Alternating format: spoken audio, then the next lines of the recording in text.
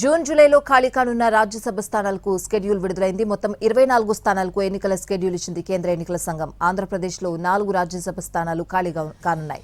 మొత్తం 10 రాష్ట్రాల్లో 24 రాజ్యసభ స్థానాలకు ఎన్నికలు జరగనున్నాయి. జూన్ 1న నోటిఫికేషన్ విడుదల కానుంది. నామినేషన్ల దాఖలకు జూన్ 8 చివరి తేదీ. జూన్ 9న నామినేషన్లను స్క్రూటినీ చేస్తారు. ఆ తర్వాత జూన్ 11 వరకు నామినేషన్ల ఉపసంహరణకు గడువిస్తారు. జూన్ 18న పోలింగ్ నిర్వహిస్తారు.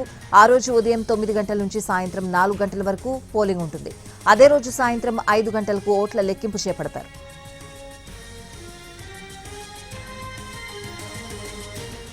ఆంధ్రప్రదేశ్లో అయోధ్య రామిరెడ్డి, పిల్లి సుభాష్ చంద్రబోస్, సానా సతీష్ బాబు, నత్వాని పరిమళ్ పదవీ కాలం ముగియనుంది. కర్ణాటక నుంచి 4, గుజరాత్ నుంచి 4, మధ్యప్రదేశ్ నుంచి 3, రాజస్థాన్ నుంచి 3, జార్ఖండ్ నుంచి 2 స్థానాలు ఖాళీ కానున్నాయి. మణిపూర్, మేఘాలయ, అరుణాచల్ ప్రదేశ్, మిజోరాం రాష్ట్రాల్లో 1 స్థానం ఖాళీ కానుంది. ఇక కర్ణాటక, మధ్యప్రదేశ్కు చెందిన కీలక నేతల రాజ్యసభ పదవీకాలం త్వరలో పూర్తి కానుంది.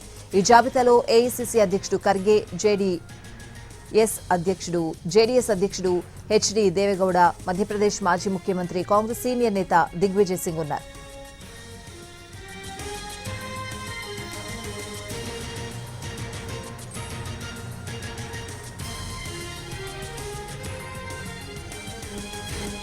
జూన్ జూలైలో ఖాళీ కానున్న రాజ్యసభ స్థానాలకు స్కెడ్యూల్ విడుదలైంది. మొత్తం 24 స్థానాలకు ఎన్నికల స్కెడ్యూల్ ఇచ్చింది కేంద్ర ఎన్నికల సంఘం. ఓవరాల్ గా అప్డేట్స్ అడిగి తెలుసుకుందాం. మా ప్రతినిధి రాజు ఢిల్లీ నుంచి లైవ్ లో సిద్ధంగా ఉన్నారు. రాజు,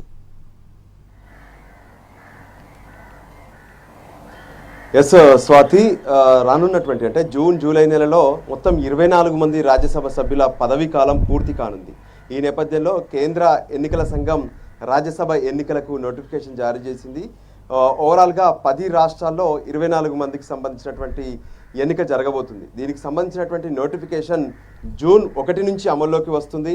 అంతేకాదు జూన్ 18వ తేదీన దీనికి సంబంధించినటువంటి పోలింగ్ ఉదయం 9 నుంచి సాయంత్రం 4 గంటల వరకు, ఇక అదే రోజు 5 గంటల నుంచి కౌంటింగ్ కూడా ప్రారంభమవుతుంది. దీనికి సంబంధించి ప్రత్యేకంగా అంటే తెలుగు రాష్ట్రాల్లో ఆంధ్రప్రదేశ్ నుంచి 4 రాజ్యసభ స్థానాలు ఖాళీ అవుతున్నాయి.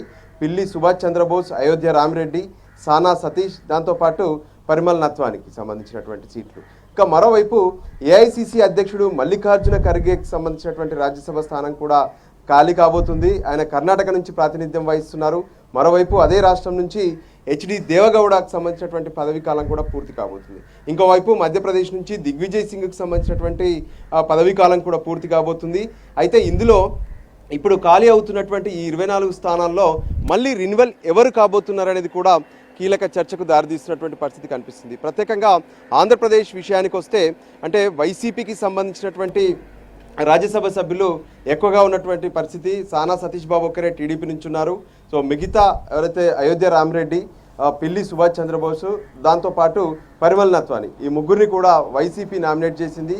సో ఆ ప్లేస్లో ఇక టీడీపీకి అవకాశం దక్కనుంది. మరోవైపు మల్లికార్జున ఖర్గేను మళ్ళీ రిన్యువల్ చేస్తారని తెలుస్తుంది. దాంతోపాటు ఆరోగ్య పరిస్థితుల రీత్యా హెచ్డి దేవగౌడకు రిన్యువల్ అవుతుందా లేదంటే మరొకరికి అవకాశం ఇస్తారనేది కూడా కొంత కీలకంగా మరి అవకాశాలు కనిపిస్తున్నాయి. మొత్తానికి ఇక రాజ్యసభకు సంబంధించినటువంటి రాజకీయాలు మళ్ళీ ఊపందుకోబోతున్నాయి. మొత్తం 24 మందికి సంబంధించినటువంటి సెలక్షన్లు, దాంతోపాటు సమీకరణలు అన్నీ కూడా మరోసారి జోరుగా ఛాన్స్ ఎవరికి దక్కనుంది ఏంటి అనే దాని మీద ఉత్కంఠగా రాజకీయాలు అయితే మారే అవకాశం స్పష్టంగా కనిపిస్తుంది. Right Raju, thanks for the updates.